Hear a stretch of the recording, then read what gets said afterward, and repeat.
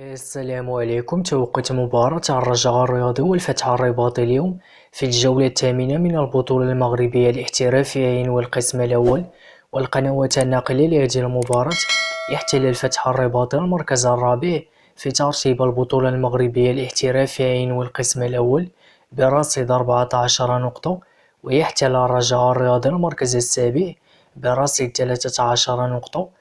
ويستضيف ملعب المركب الرياضي محمد الخامس لقاء الرجاء الرياضي والفتح الرباطي في الجولة الثامنة من البطولة المغربية الاحترافية والقسم الأول اليوم الاثنين 6 نوفمبر 2023 في حدود الساعة 5 مساء بتوقيت المغرب، 7 مساء بتوقيت السعودية إن شاء الله.